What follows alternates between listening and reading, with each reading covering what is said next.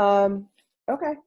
Well, hello, everybody. I'm Esther Kustanowitz, and I want to just have a couple of announcements. So, Bruchim Habaim Misibat Sefer Shel Sarah, Yonatan, Visharon. Welcome to the book party, everyone. If you're here for the book party, you're in the right place. Hakshivu, Yeshli Kama Hodaot. I have a few announcements. Kulam Achshav Bemute. If you are not bemute, you should be bemute. Acharei hasicha shelanu, sicha meaning conversation, not swimming. After our sicha, im yesh lachem she'elot, if you have questions, az verak az, tachnisu et ha-she'elot la-Q&A, ve'ani will unmute etchem. If you didn't get that, we'd like to ask that any questions be held to the end when you can enter them into the Q&A, and we will get to them then, and I will unmute you. So I want to just say that before we get on with our show, also I wanted to kind of announce the Shigrat Hayom. I do have a clipboard, so this is official, like, camp style. Davar Rishon, Komedia im Benji Lovitt. Davar Sheni, Sicha im Katave HaSefer. Davar Shlishi, She'elot. Ve'az Basof, Kitsat Muzika.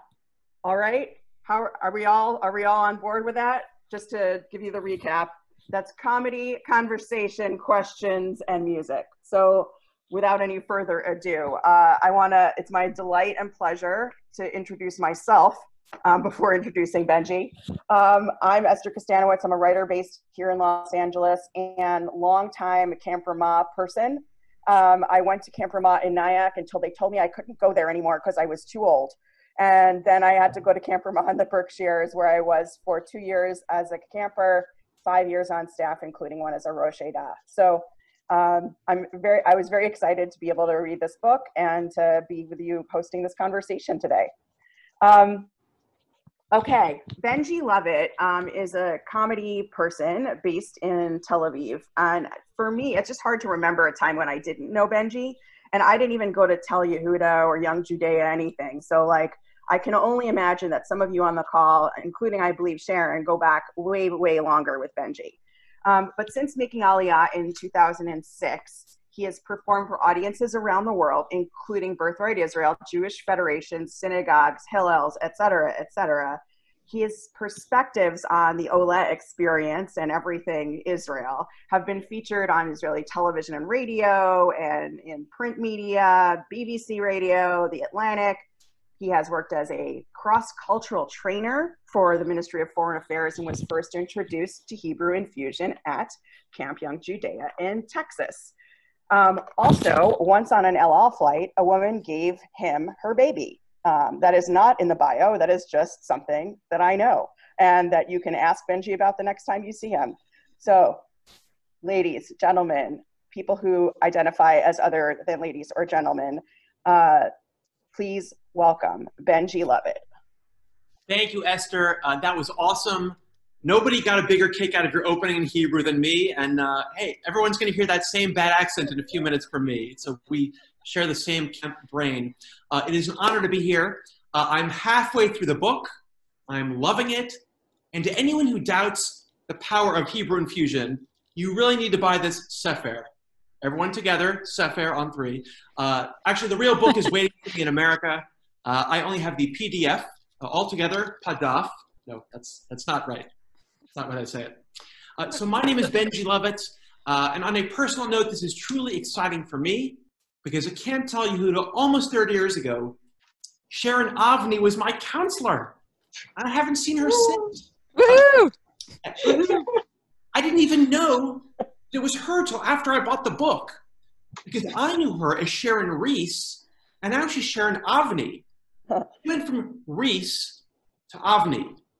People, this woman is so committed, she infused Hebrew into her name. Buy the book. That is what I'm saying. Hebrew Infusion, I have so little time and so much to say, a huge part of my camp experience. For example, Shira.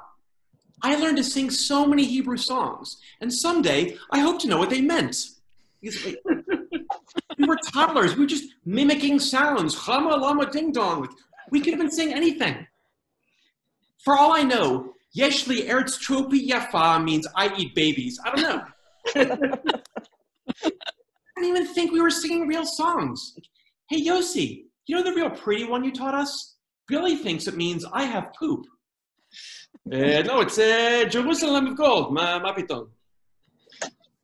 Even if I didn't know at the time, Hebrew Infusion would pay big dividends later in life. Every morning, we'd wake up at camp and do tefillot, chanting the prayers that we didn't understand. After moving to Israel, I got it. I'll never forget. Years ago, I'm at Shabbat dinner at a friend's house, totally secular, Israeli.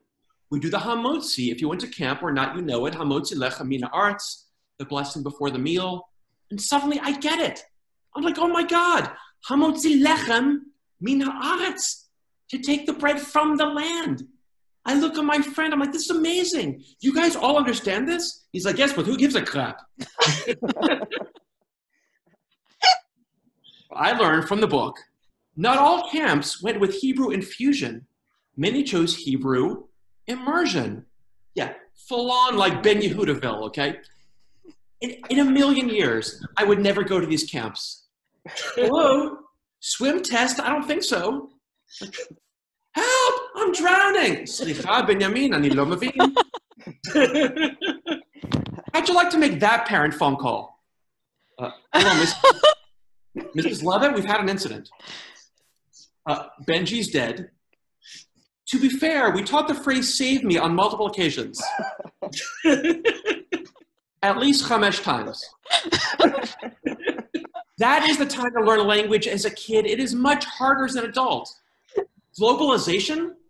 I can't find Hebrew immersion anywhere, and I live in Israel.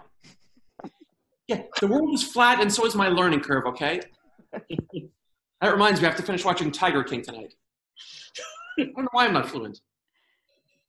So how do camps decide? Many different kinds of camps. How do camps decide how much Hebrew is the right amount?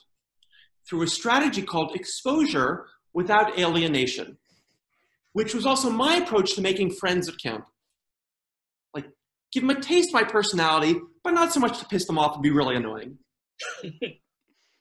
Aside from songs, plays, announcements, another way Hebrew was infused into camp is through Israeli emissaries, or as many of us know them, shlichim. Let me tell you, I love shlichim. They're amazing, greatest ambassadors ever for Hebrew and Israel. But only when I moved here did I learn the other meaning of the word shaliach.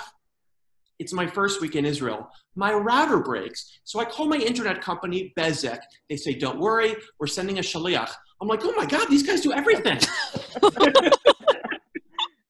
I'm already here, your work is done. The next week, someone comes with a pizza. I'm like,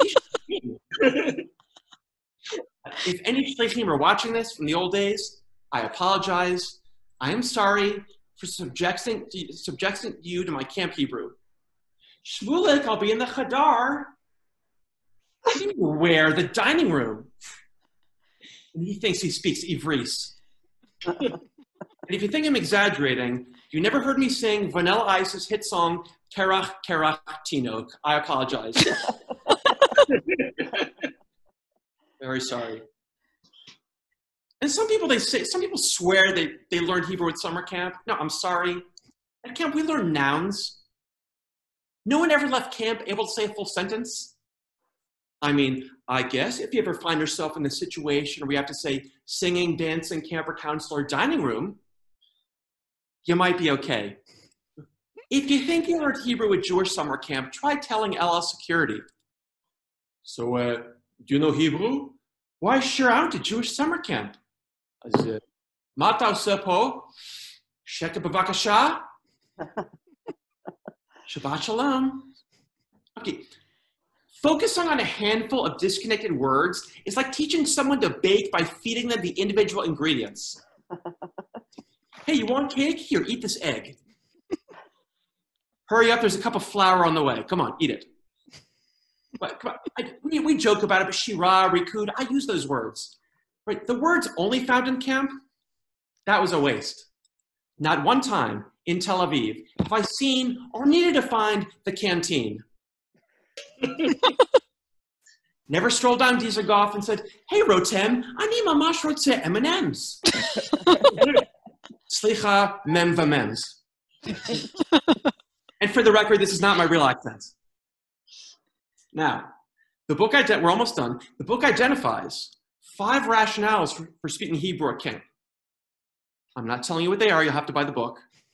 But the least powerful one to me was camp tradition. That is not a reason to do anything. Tradition just means you haven't found a good reason to stop. In the early 1980s, there was a tradition during free swim of giving me a wedgie. I cannot identify the education of value, and I'm terrified of swimming pools. Before I say goodbye, I just have to tell you about my 10th grade summer program, Ulpan, which is also the institute in Israel where we new immigrants learn Hebrew. I'm sure some of you have done Ulpan. I'm sure you loved it. And even if you didn't, you definitely loved your teacher because they speak to you like you're 5 years old. Boker tov yeladim. Good morning, children. Ma shlomchem. How are you? They could say anything and make it sound adorable, even if you have no clue what they're talking about. Boker tov. Hayom anachnu osim colonoscopia. Oh, yeah. The problem with Ulpan at camp is that each one of us received a Hebrew-English dictionary. Okay. If there are any young children watching who want to know what we did for fun before the internet, this was it. With just a few flips of the pages, you too could construct your own inappropriate and illogical sentences. Like, as a 15-year-old boy, it was no more fun than this. Mora Sandy, Yeshli, Kadurim Gadol. Now, was Mora Sandy offended more by the vulgarity or the grammar? Hard to say. In conclusion, I just want to say no educational conclusions should be drawn from these jokes. It's all in fun, and clearly, if Hebrew Infusion didn't work, I probably wouldn't be living here in Israel, making a career as a Hebrew Infusion comedian. So Sarah, Jonathan, Sharon, Toda Rabah for letting me trans-language with you today. I'm Benji Lovett. Buy this book, and Lila, good everybody. Benji. Thank you, Benji. Toda Rabah, Benji. And it's really great to just personally just see you and to hear you talk about camp. I think all of us who have been to any kind of camp, even if it was in Young Judea, we all have these kinds of experiences, and we're so glad that you learned how to say save me in Hebrew, because obviously that's going to be very important in your life in Israel. So thanks for being here. All right, well, let's get started with the main event. Is the reason that you guys are here is to hear all about this fabulous book from the authors who created it and breathed it into the world and saw a need for it, and are now analyzing everything that those of us who were just regular camp people just knew a little bit of from living the experience, but didn't think about academically until we read this book. And the we here is me. So anyway, there's just so much to talk about. And I want to make sure that we have some time for questions at the end. So let's just get started. I want to know from the 3 authors, what is your camp background, and why did this area of interest, why was this area of interest piqued for you? Let's start with Sarah, since she's the one who invited me to be here today. I'll start. Hi, thank you for coming, everybody. It's so nice to see so many familiar faces from all around the world. I'll just tell you how this project came about, and then I'll mention my camp experiences.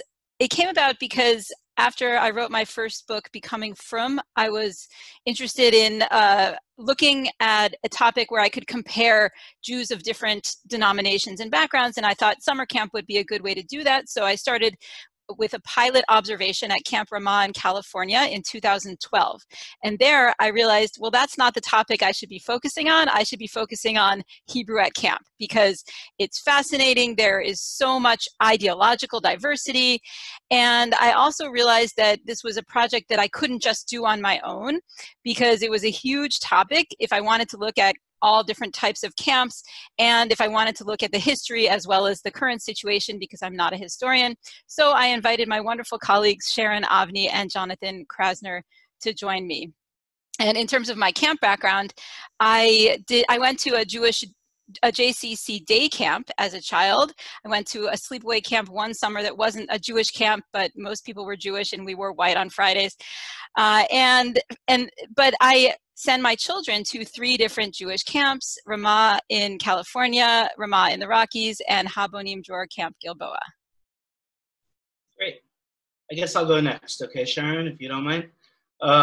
So one of the reasons why I jumped at this opportunity to work with Sarah and Sharon, aside from the fact that they're wonderful people and great colleagues, is because I had written a book about the origins of what we think of as the Hebrew school, the much hated Hebrew school. It always seemed like people who were lamenting the Hebrew school were reminiscing about their wonderful time at summer camp. And summer camp was the Jewish education invention that actually worked. So after writing about Hebrew schools, and particularly writing about a group of people called the Benderly Boys, and Al Schoolman, who was the founder of Sedgwin, one of the oldest Jewish camps. And really, if you read the book, you can see it kind of spawned a lot of the camps that came after. I was really interested in trying to explore camps, and I thought that the perspective of Hebrew was a fascinating lens into the subject. And as for my own camp experience, I started off at Camp Ramah in Nyack as well, Esther. And in fact, my old music teacher, David Tillman, is here on the call, and I can still sing Shiru Shiru Lazimriya, Shir Lazimriya. So David, it wasn't all for naught. Then I really earned my Hebrew chops at Camp Masad for a number of years. And then I was at Camp Raleigh, where I was a counselor and a division head. And then finally, I circled all the way back to Ramah in Nyack, where I was on the educational staff. I also sent one of our kids to Hebrew camp. My daughter Ariel spent 5 summers at Eden Village Camp, which is a Jewish organic farm camp in Putnam Valley, New York. Hi, everyone. So nice to see you all. Camp was a big part of my life. I started when I was about 12 or 13 years old. My parents shipped me off to Young Judea Sprout Lake because my mother was active in Hadassah. I continued at Tel Yehuda and was a very active young Judean. I think I attribute my camping experience to what ultimately led me to make Aliyah, to move to Israel when I was a young adult, when I was about 23, and lived there for a while before returning to the United States. So camp was a formative part of my life. I don't think I acquired a lot of Hebrew at camp, although as a result of doing this book, I realized, in fact, how much I did. Sharon, while we're with you, could you just tell us a little bit, what do you mean by when you're talking about Hebrew infusion? How is that defined?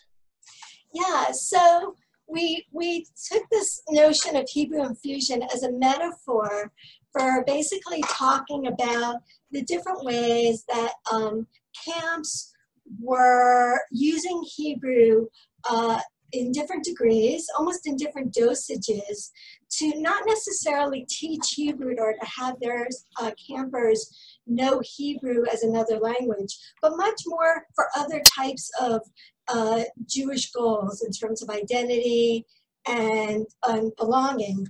And so we like this notion. We really thought that this metaphor worked because some camps use a lot of Hebrew, and we think of those as Hebrew rich, whereas other camps use Hebrew to a lesser degree. What we found, though, across the board, though, is every camp that we visited, even those that said to us, oh, you don't necessarily want to come to our camp because we don't use Hebrew, all of them had some degree of Hebrew Infusion. And we saw that these practices really helped us understand what camps were looking to Hebrew to do for them, and what in fact it did. And I will just add one other thing, that although at times it could seem like a very top-down thing, that it was what the staff or the leadership would use in the camp, often the Hebrew Infusion kinds of activities and practices really became an organic part of camp, and you'd have campers doing it also. Great, thank you. And I'm wondering, one of the things that's used throughout the book is this concept of CHE, which is not pronounced ch, but is apparently short for Camp Hebraicized English.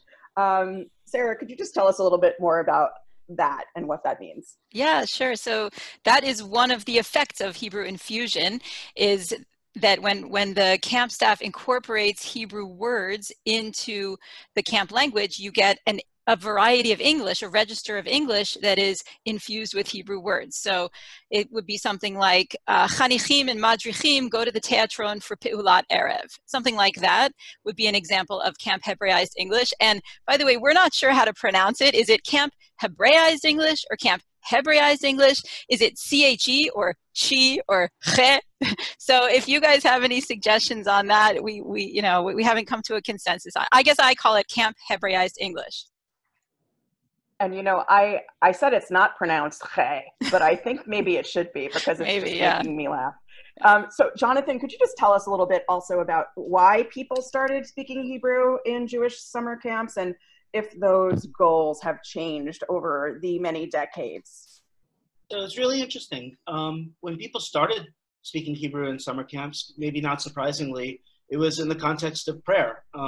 It was because some of the very early camps had Friday nights where they would do a blessing over the bread and the wine, or they would have some kind of abbreviated service on Shabbat morning. But what happened in the 20s and the 30s is that there was an explosion of Zionist cultural interest, and a lot of camps, or at least some camps, I should say, began to get the Zionist bug, so to speak. And Hebrew was part of that connection between the Jews in America going to these camps and the Jews in British Mandate Palestine. Now, there was a small subset of those people who were energized by Hebrew who really wanted and were interested in using Hebrew as a vehicle for an entire sort of Jewish renewal. It meant something different back then than it does today, but a whole sort of rebirth of Judaism through Hebrew.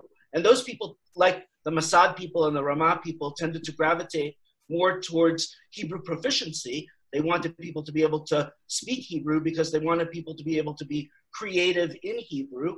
But what happened was that was really, I'd say, more of an elite phenomenon. And certainly by the 60s and 70s, Hebrew became a vehicle for Jewish pride, and it became more of a mass phenomenon at camp, the way that we see it today, where you have people using Hebrew in ways that we've talked about, all sorts of really creative ways, ranging from, for example, the signs that you see, many of them hand-painted, to the skits that are done in order to teach Hebrew words, to all kinds of bilingual play, like Broneg for a boy's oneg, choreographed hand gestures for Birkat HaMazon, or Birkat, as they say, because they use clippings, which probably drive the Israelis crazy. But it's another way of being creative and being fun with the Hebrew, and it certainly brings the community together.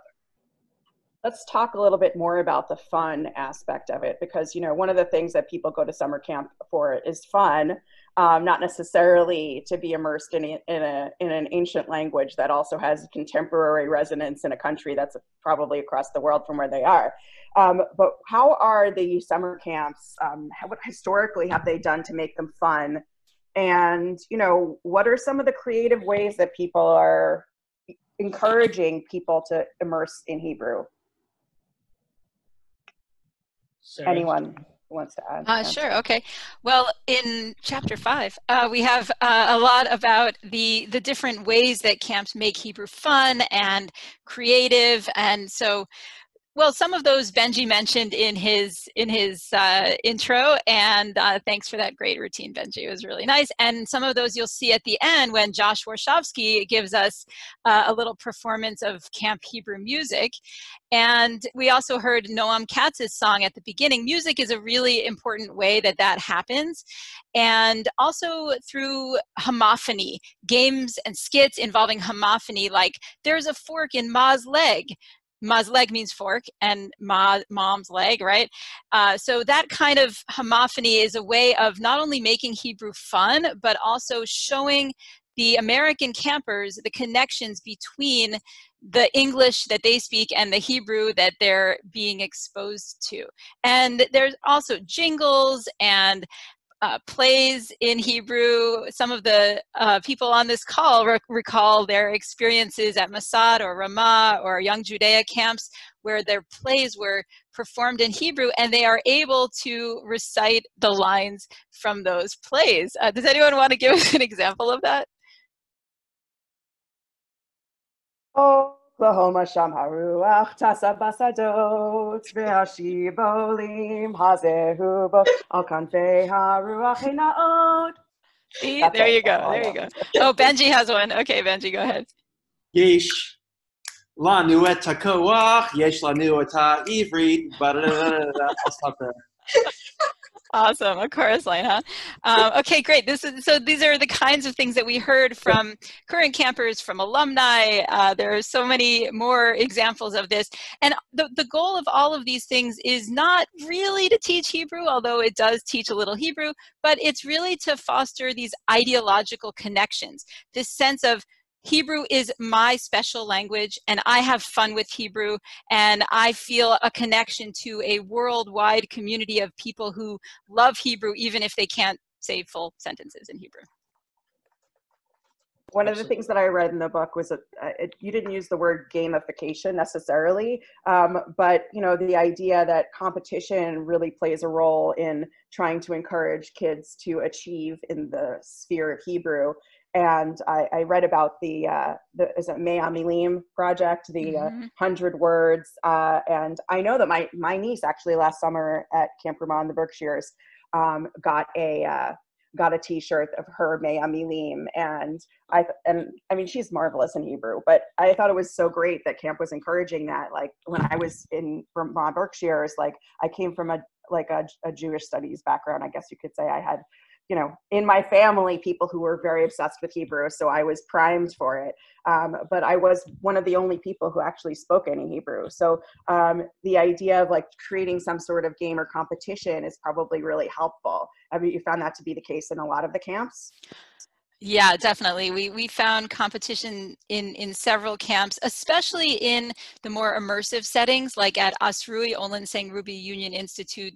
They have a program called Chalutzim, which is an immersion program, and they have competitions every day for whoever spoke Hebrew all day long, which is with some exceptions, but and then they get a sticker, and then whoever's bunk or srif did that the most gets to participate in some special thing, like throwing the pie in the face of a counselor, or having breakfast on the pontoon or something like that. So they definitely do that there. But we also found this in several camps, especially in the Ramah network, where they have a lot of games associated with using more Hebrew. And that Mea Milim thing started at Ramah and Poconos and has spread to Ramah camps around North America. It's interesting because there was a real tension early on between people who were in favor of competition and people who felt like camp should be more communitarian and that competition was actually deleterious. So there were a lot of people. Mossad was very big on competition. You would get Hebrew points for cheers during color war you get points for cheers in color war that were in Hebrew. Everything was made competitive. When a lot of those counselors came to Ramah, there was a different kind of an ethos there, at least at first. There were a number of people high up in the staff who felt that the competition wasn't necessarily a good thing. But like all things, I think that this is a pendulum that swings back and forth. And so that's a creative tension that people continue to kind of live with. Do you have a sense that Hebrew use is increasing at camps in this contemporary era, or is it the same kind of level of involvement, but the approach and the goals are better, or the goals are different? Sharon, why don't you take that one? I think that in some ways, some camps are maybe staying at the same level because these Hebrew practices are deeply a part of the rituals that go on in camp, and so being rituals, they happen year after year, and so at some camps this is sort of the way that things are. But I do think that there is a movement to having more Hebrew at other camps, but not necessarily as a type of infusion. I think that there's some interest now in bringing more immersive practices back to camps. So you see that with things like Kayetz Kef, which is a program for an immersive Hebrew language experience at day camps, right now at Jewish day camps, and perhaps that'll move into the overnight camp context. But I don't know necessarily if we're seeing more. I think that as more camps think about different ways of doing Jewish at camp, they might turn to Hebrew as a way of doing that, or they might think about it at least. You're muted. Yes, I got it.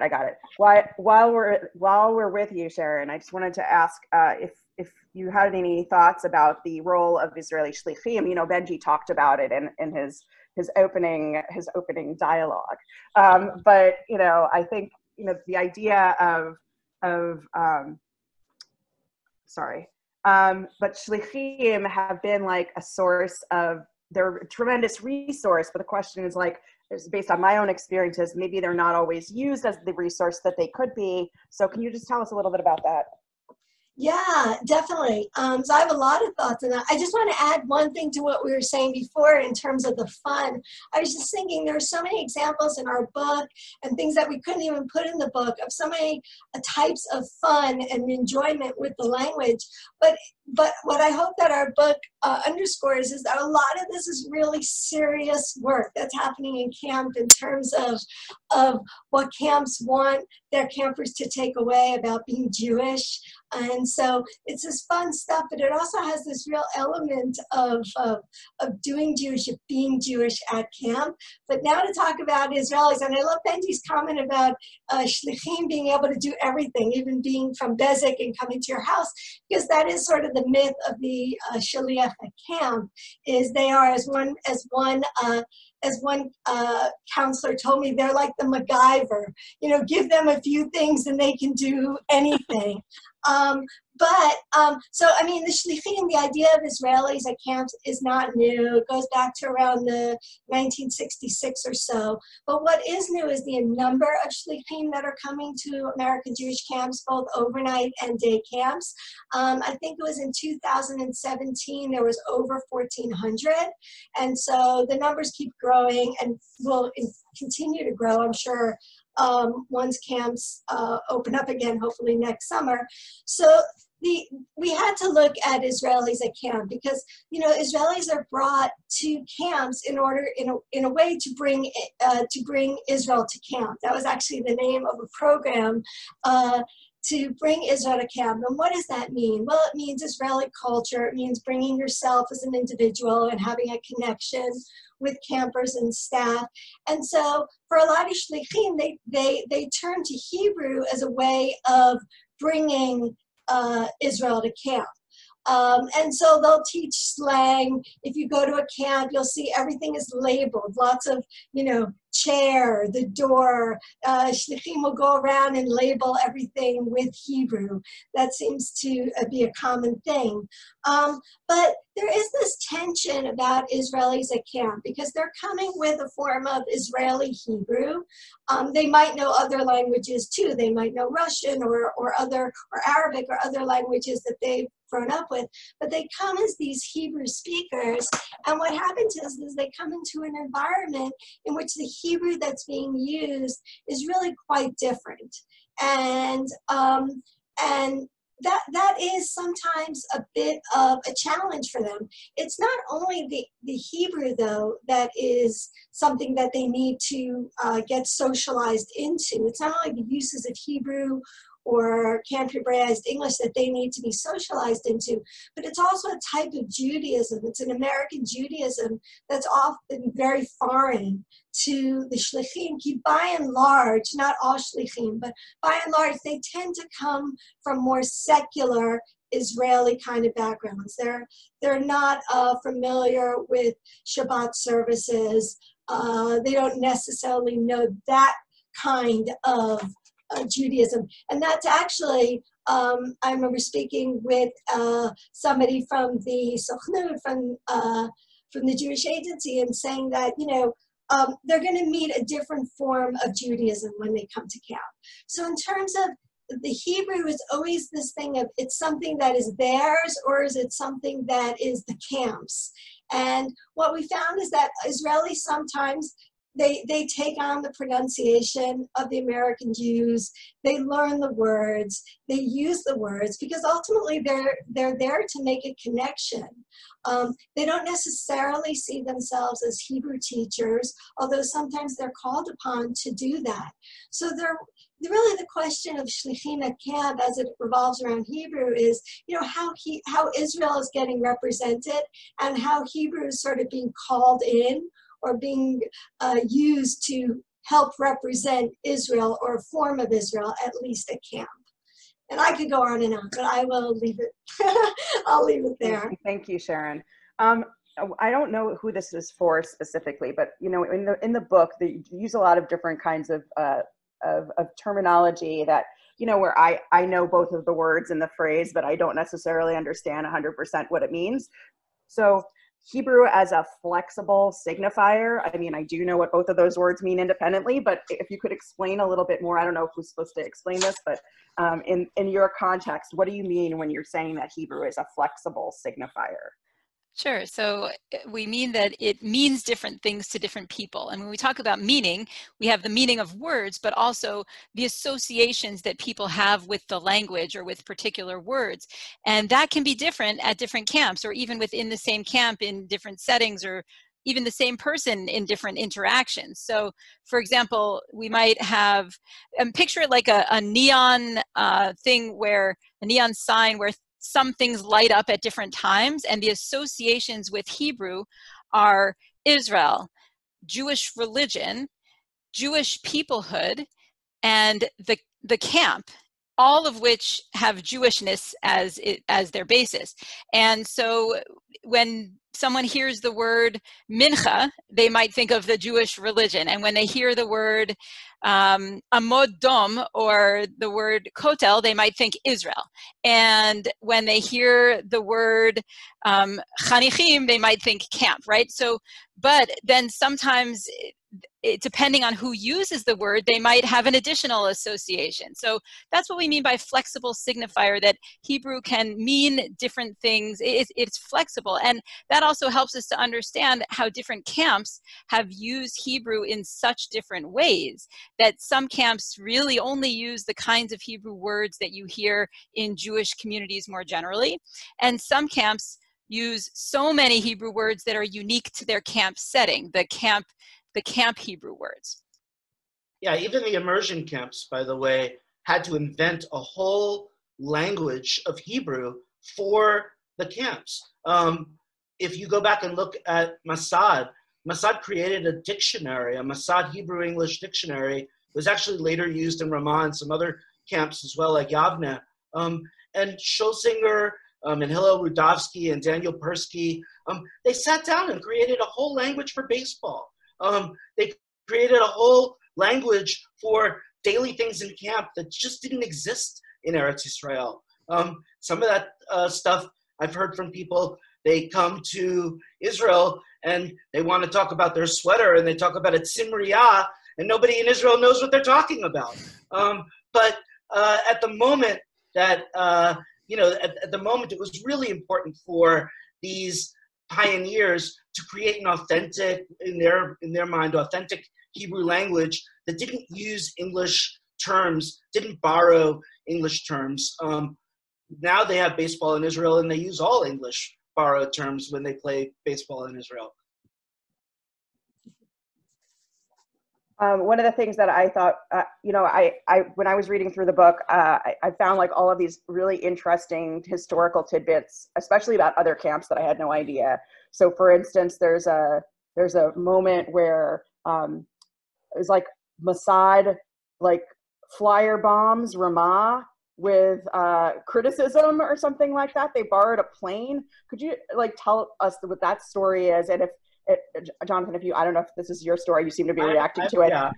But after you do that, if the other authors could also just tell us like what's the most like insane or like very surprising thing that you discovered through the course of your research, and then we'll open it up to questions from everybody else. So I see that Ray Arts is on this call, and I don't want to put him on the spot. But if you want to unmute Ray and tell them that story, you're the one who told me the story. So go for it. Well, it's a very simple story. I won't go into the whole inner structure of Mossad. I refer to it as a little mafia that existed there. That's how I refer to it. And the headmaster of Herzliya Hebrew High School, which is a Haskalah Hebrew High School at that time, was visiting Ramah, and he went to the Nifkad, and we were gathered around for the flag raising. The flag went up in the air, and there was the American flag, which unfolded, and beneath it was what they called at that time, well, it was the Israeli flag. Before that was the Jewish flag. The Israeli flag unfolded, and lo and behold, instead of the Star of David, there was Aseret HaDibrot. Well, Moshe Feinstein, not the halachicist, came running back to Mossad and got very upset. And there were three people who were appointed. They appointed themselves. I was one of them. A.B. Krauser was another one. And the third one was someone who turned out to be the head of the Orthodox Rabbinical Council, Louis Bernstein, alav shalom. And the counselors gathered some money, and we rented rented an airplane. And Moshe Feinstein, who was a great poet at that time, wrote a tremendous leaflet saying what was terrible about what Ramah did and so on. I was deeply embedded in Mossad at that time. Later on, you probably know I became a director in Ramah. And we hired a plane, and the three of us, this was the first time that we were in a plane, a Piper Cub. The reason I went, I was a junior member of the Mafia. The reason I went was because I was the only one who could identify Ramah and the Poconos from the air, because I attended Camp Tabor, which was Ramah and the Poconos before it became Poconos. I was the one that went there from the age of 1 through the age of 14. At 14, I transferred to Mossad. So I knew that camp inside out. All we could do was tell the pilot that it's Lake Como. So he flew over Lake Como, and I saw Butterfly Lake. I think that's what it was called. I said, that's it. At which time he swooped down, and A.B. Krauser, I did my job of navigation. A.B. Krauser was in charge of the leaflets. He threw the leaflets out of the plane, and Louis Bernstein, who was the rabbi among us, he was doing Tehillim all the time, because all three of us had to, it was a very dangerous thing that we were doing. I noticed immediately that the campsite was empty, and I couldn't figure it out. Why was it empty? And it was only later on I became aware of the fact that everyone was in the dining room, because we flew over around 12:30 in the afternoon. So everybody was in the dining room eating.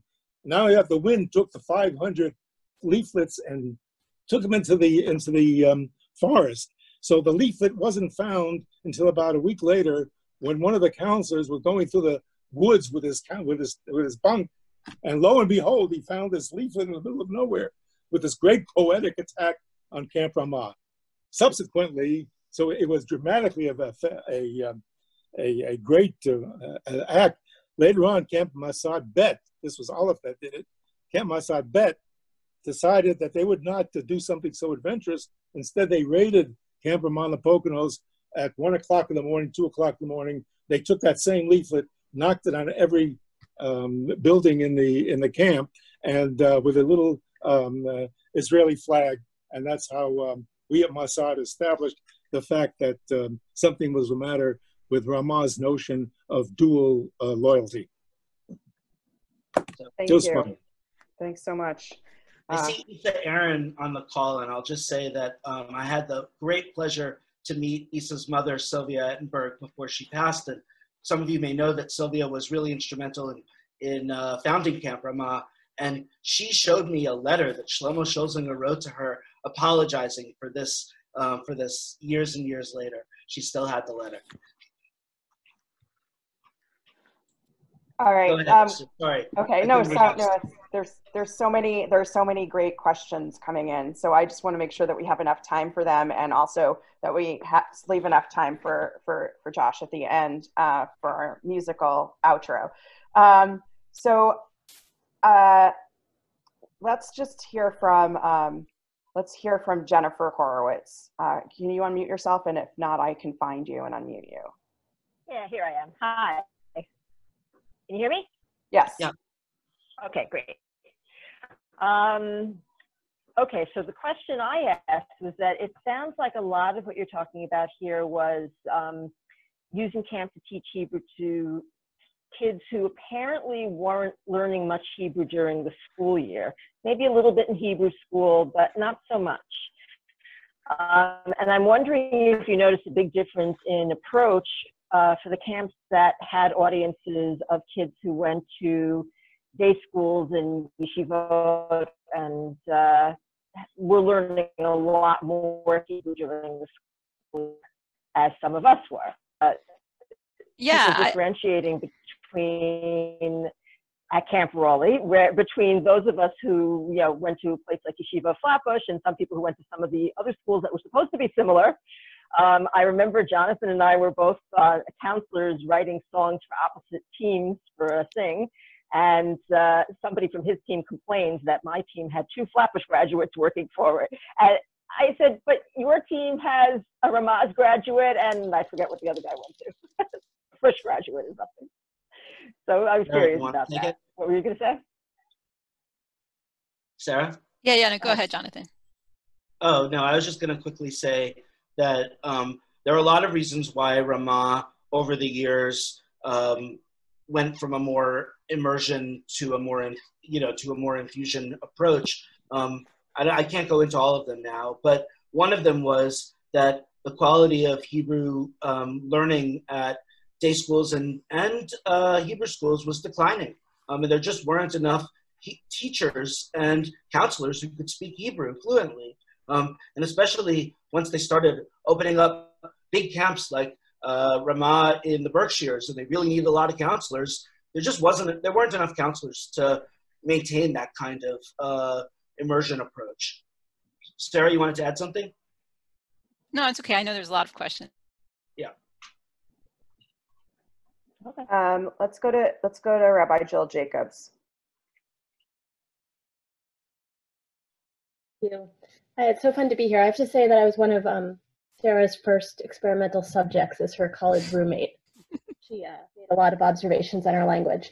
But the question I asked in the chat is about archaic Hebrew. So this, dates me back to the mid-'80s at Camp Yavna, but I remember where we had Hebrew class every morning, right? But I remember being taught the example I got was Nala Havirata, whatever you wanted, Mayim Chalav, whatever you wanted at the table, which presumably even in the 80s, nobody in Israel would actually say, or, Madua, right? All that, those archaic, maybe textbook terms. And I'm wondering, first of all, was that an ideological choice, or was that based on people who had learned Hebrew out of a textbook? And is that still the case, or have people moved on, or have the educators moved on?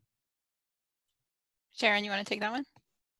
Sure. So there are very, very, very few camps today that actually teach Hebrew.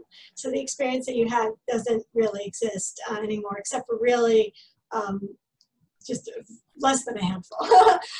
But in terms of the more archaic Hebrew, it still exists if it's part of a ritual at camp. So if it's part of a cheer or a song, or if it's on a mural or something like that, then it's going to be there. it's going to be a part of the camp experience. It's almost irrelevant to the camp whether it is actually used in Israel or not, because it's used at camp and it has a purpose for being used at camp. But I don't know if there's like, you know, sometimes there's a nostalgia to go back to, especially when you're thinking about Israel, to go back to an Israel of the late 40s, the 50s, the 60s, in terms of songs, in terms of myths, in terms of the idea of nation building. And so in those kind of things, especially, you're going to hear like an older Hebrew, obviously, if it's a poem or something like that. So some camps are still using those kinds of things. But so to answer your question, yeah, there might be some archaic Hebrew still. There is still archaic Hebrew floating around.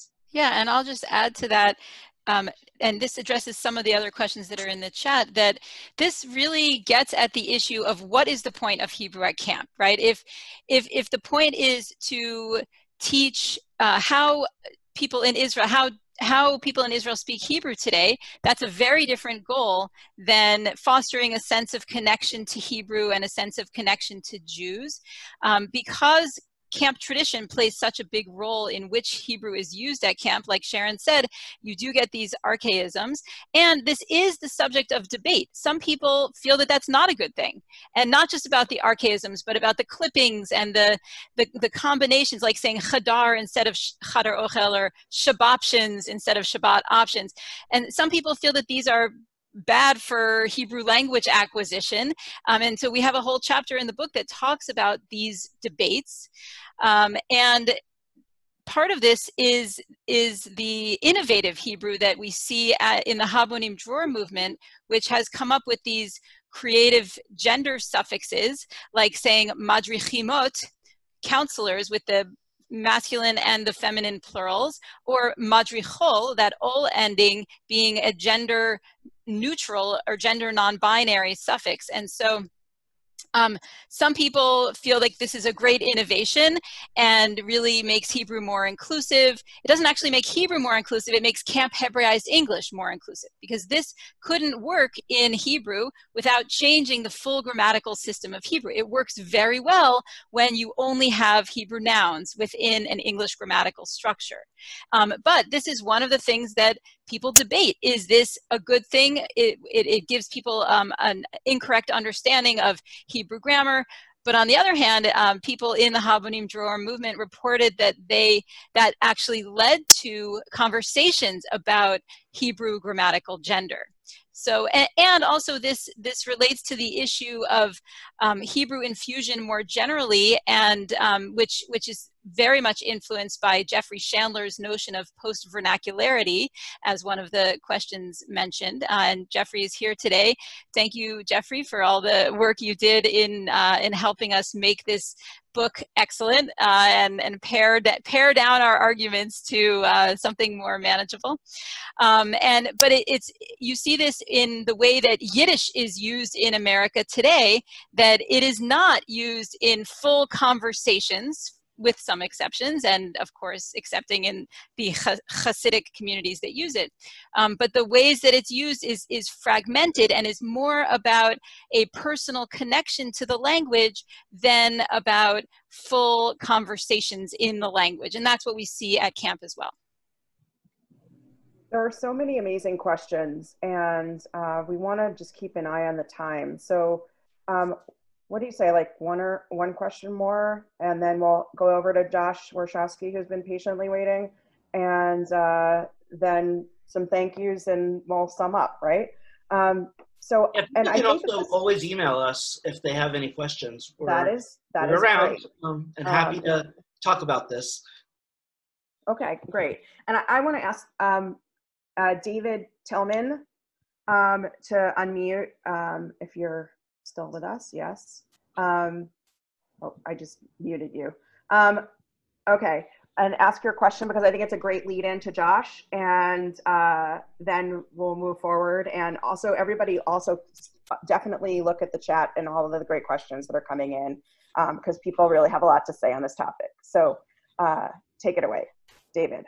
Thank you very much. I'm truly honored to pose the topic. So my entire professional life has been as a Jewish musician, as a cantor, as a choral conductor, and as a Rosh Musica, which is a uniquely Ramah term, Rosh Musica. And I remember from 1959 and 1960, it's almost 60 years ago, I remember every word of every song I learned in the Zimriya from Penina Schwartz in 1959 and 1960, and from David Myers.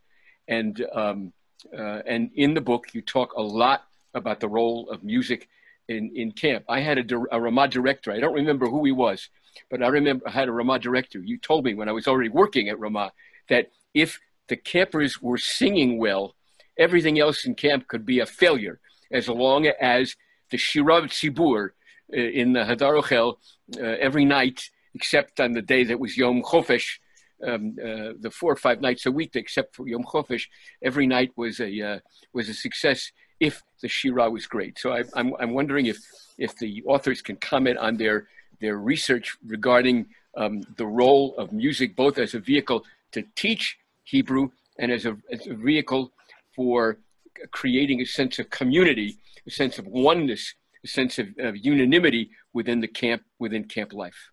Yeah, I'm actually writing a blog post about this that'll be on Jewish Philanthropy, hopefully in a few days, all about music. I think that we mentioned before that talking to people decades later, not just people who are Rosh Musica, David, but lots of people remember the music that they learned. They remember the lyrics. They remember where they were, when they were singing. And those warm memories are, in many ways, what keeps the fire alive. Not only the fire of Hebrew, but also the fire of their Jewish connections. So I think you're absolutely right about that. I don't know if either of my co-authors want to add anything.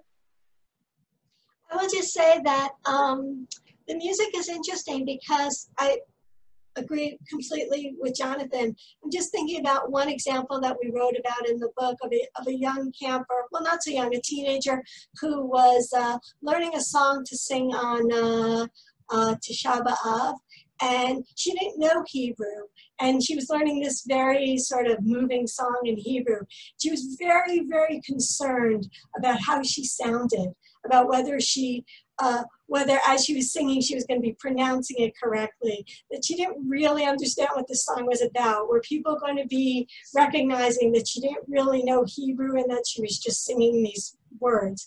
And so even though I think for the most part that music is just a common way and a way to like let go at camp and just sing and scream and have fun. I think that we had these moments also where music could be looked at as a point where, especially when it was using Hebrew, that sometimes people were asking other questions about what they were using, what they were saying for that matter.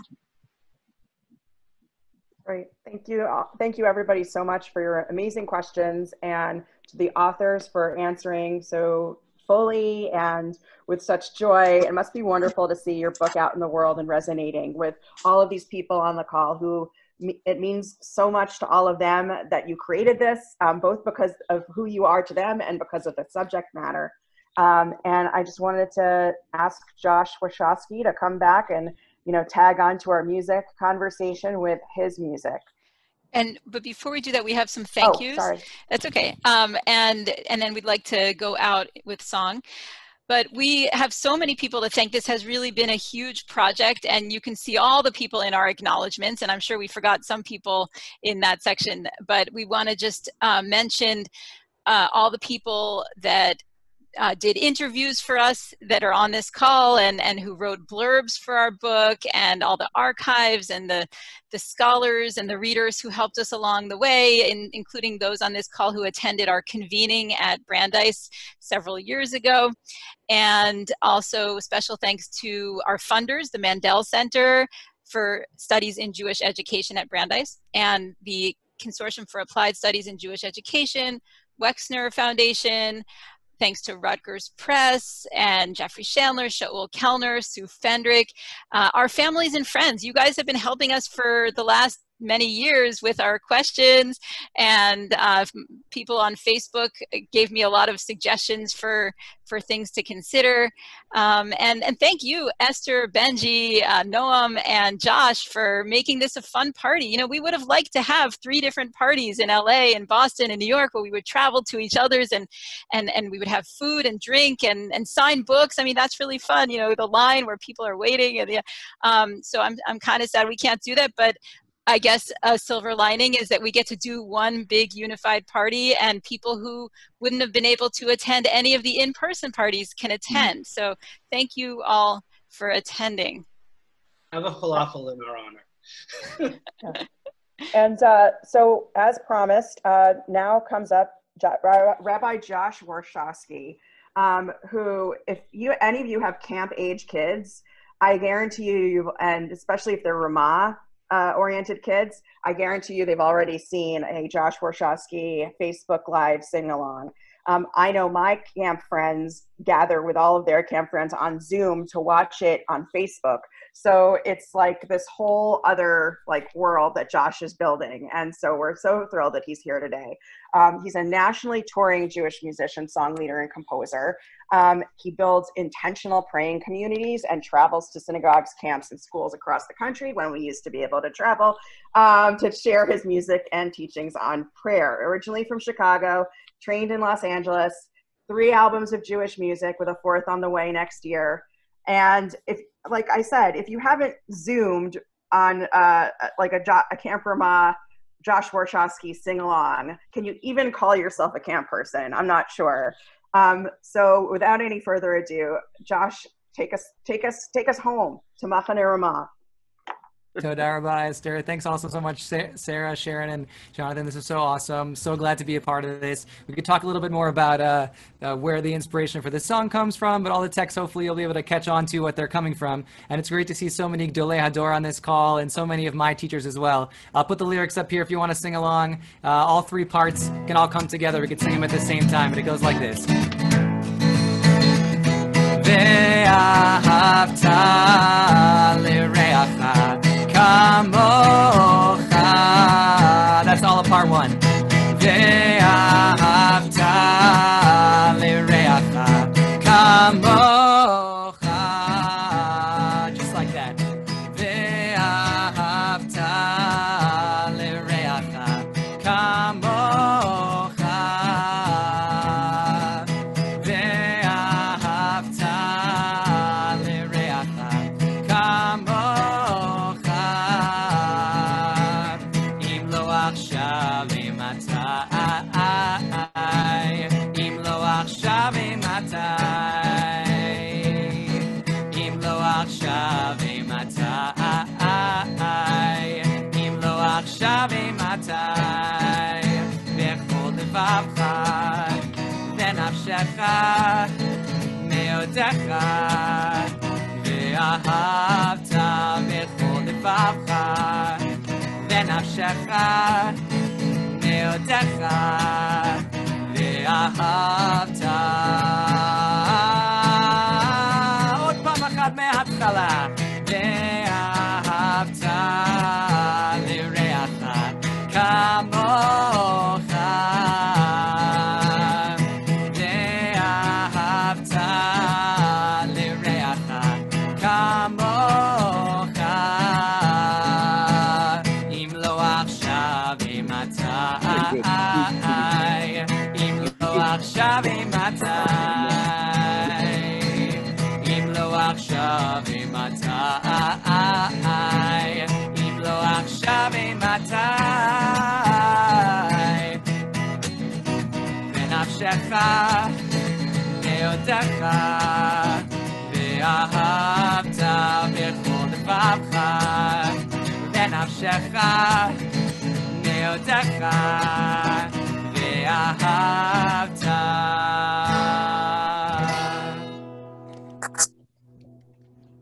Yay!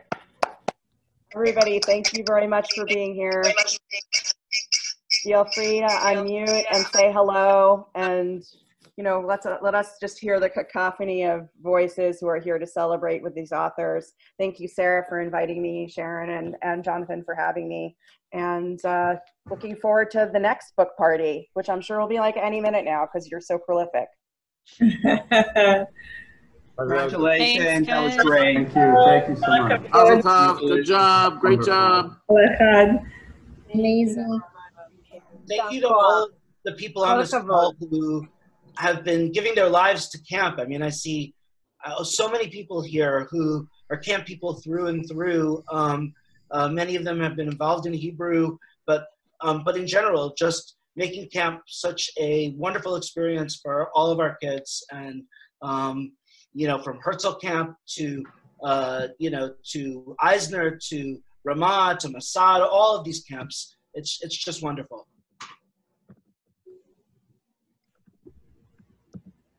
And I put this in the chat also, but like, thank you all for coming with your questions. I'm sorry we ran out of time and didn't have enough time for everybody's questions, but as Jonathan offered earlier, the authors are always eager to hear your questions about this subject. So feel free to be in touch with them. Kol hakavod, everybody. Thank you all. Nal hachzir kol hasidurim lamadafim. And Rad Hayom. Toda Rabba, Esther. Toda Rabba.